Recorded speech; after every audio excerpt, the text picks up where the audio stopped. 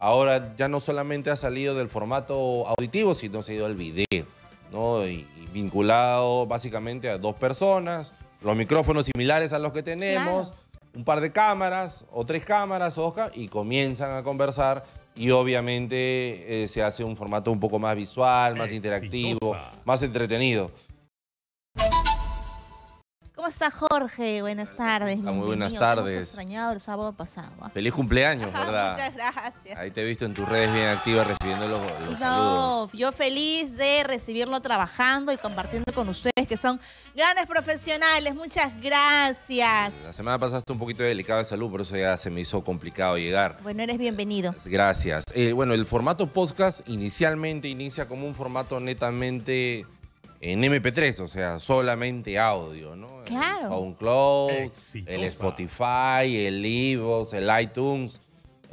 Ante la necesidad, obviamente, de las personas, por ejemplo, ibas manejando, no podrías estar viendo el YouTube, preferirías escuchar a través de tus audífonos o iTunes y vas escuchando, se escuchan audiolibros. Pero, por ejemplo, Spotify, que es la plataforma que más podcast tiene 381 millones de usuarios, de los cuales 221 son activos diariamente.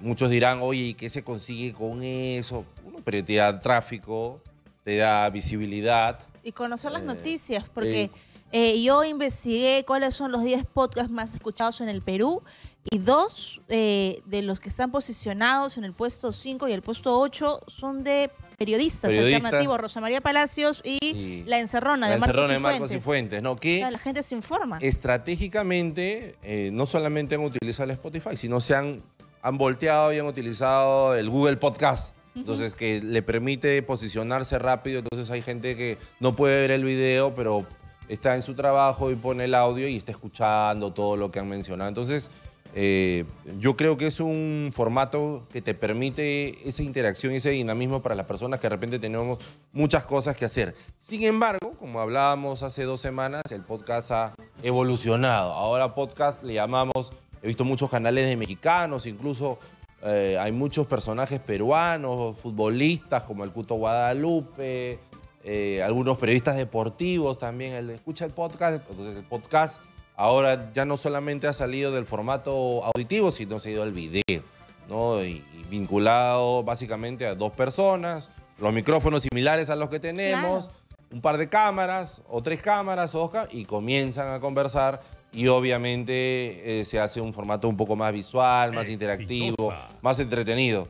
¿Qué hacen con ese producto audiovisual? Obviamente puedes sacar solamente el audio y colocarlo en el Spotify, en iVoox, en las demás plataformas y así le permites una mayor viralización, ¿no? Pero es entretenido realmente porque, mira, empezó solamente con audio y ahora ha evolucionado a la plataforma ya muy visual. Entonces ya hay una competencia también y estos dos blogs que has mencionado de Rosa María y de Marco también están ya en el formato visual, ¿no? Entonces, y también compiten por audiencias muy temprano en horas del día. Entonces, yo creo que es una alternativa para jóvenes, para estudiantes de periodismo, de comunicación, que podrían tranquilamente vincular y emigrar en este tipo de formatos y de repente hacerse virales, hacerse conocidos, generar ingresos, ¿no?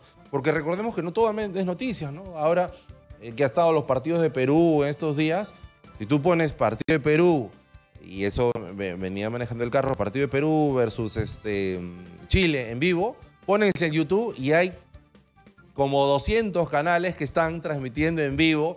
Y ¿sabes qué es lo curioso, Katiuska? Que todos están monetizando. O sea, todos están cobrando ahí algo porque reciben mensajes de paga, promociones, menciones.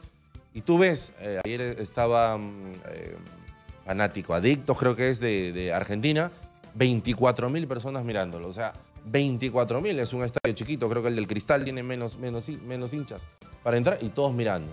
Y ni siquiera ellos pueden transmitir el partido porque obviamente los derechos son reservados, pero están escuchando a los relatores. Esto es un formato podcast, ¿no? Entonces, ya han encontrado un nicho de mercado ahí y lo explotan muy bien. Yo creo que si una persona tiene un tema y lo sabe hacer y puede ponerlo en las redes, de repente visualmente no tiene mucho espacio, no tiene cómo hacerlo, que empiece por el audio.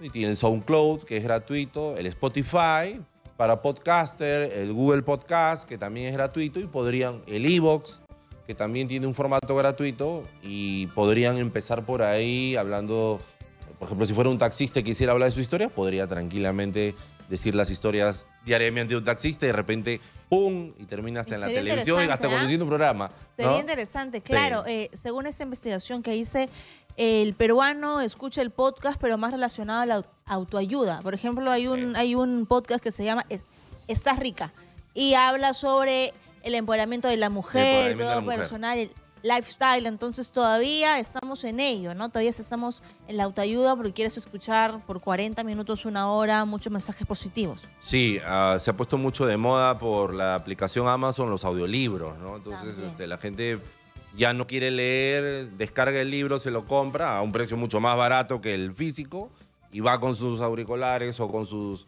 micrófonos pequeños y va escuchando, que son de autoayuda, como tú mencionas. O sea, eso hay una tendencia, no solamente en el Perú, sino a nivel mundial, donde las personas están leyendo menos, pero están escuchando más, ¿no? A través de este formato que cada vez se hace más interesante y más masivo, de menos a más, ¿no?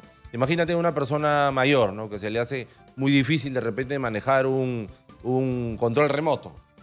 De repente le sería más fácil de repente escuchar algún tipo de libro o autoayuda o algún tipo de yoga también, porque también te lo dirigen. También, ¿no? claro. Sí, y funcionaría perfectamente, así es. Ahora queremos pasar, por favor, Jorge, a lo que pasó con SUNAT y con BCP y cómo identificamos una página falsa.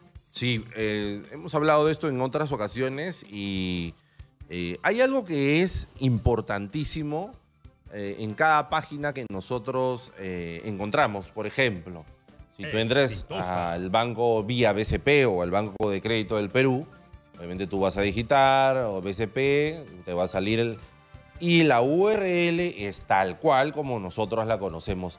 ¿Qué pasa, por ejemplo, el otro día? Yo tuve una persona que me contactó por WhatsApp y me dijo, Jorge, yo quiero que inviertas $10 en el banco X. No, acá está la página. Y obviamente no era ningún banco, la URL o el dominio de las páginas de los bancos tienen que ser tal cual como se conoce. Y si tienes alguna duda, llama al sobrino, llama al amigo, pero si ves algún tipo de diferencia en el nombre de la página, inmediatamente, o sea, realmente no es la página, ¿no? O sea, si alguien te pone vía BCP 6213 o 666 o MXY, o sea, pero eso, por ejemplo, volvamos, ¿no? A un adulto mayor, una ama de casa, de repente un estudiante universitario que quiere llevar un curso en una universidad, o sea, la creación de páginas web y clonación de las páginas es muy rápido y es muy sencillo, ¿no? Entonces, una persona puede clonar rápidamente la página incluso de la radio, ¿no? Y comenzar por ahí, ¿para qué te cobro una promoción? Y si tú no conoces, y si no, tú no te das cuenta, le das clic, le das acceso a tu cuenta corriente, porque ellos no vienen tanto por los datos, sino son delincuentes cibernéticos que lo que hacen es clonar la página para que tú dejes tus datos, sobre todo de tu tarjeta, vinculadamente, ¿no? En el caso de la SUNAT también, porque los mensajes de la SUNAT decían, oye, tienes una deuda, haz un depósito de un porcentaje para que tu deuda sea saneada. Y la gente colocaba el dato de su RUC, su usuario, su número, y le estaba regalando los datos a otras personas que si tienen, llamemos conocimiento de contabilidad, podrían colocarte gastos o facturas que no te corresponden a ti. Entonces, tanto para un banco como para una página de gobierno, deberían tener 3 de estos datos. Primero, que todos los dominios tienen que tener un candadito, ¿no? Que se coloca en el URL de las, por ejemplo, de una laptop o de una PC. En el caso de los celulares, se ve en la parte superior con un candadito verde, que es el sello de seguridad y verificación. Significa que esa página es real, que es verificada y que es de una institución que sí existe. Segundo, ¿quién te envía la información?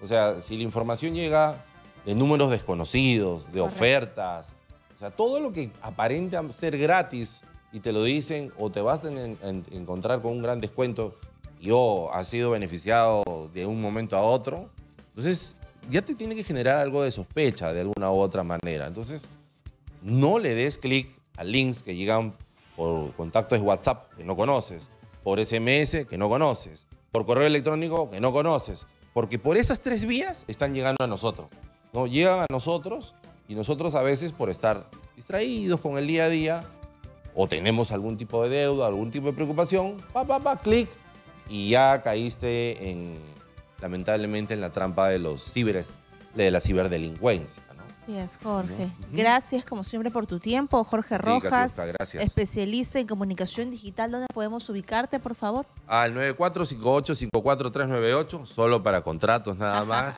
y Perucho Tech para las redes sociales. Muy bien, A ti, gracias. gracias.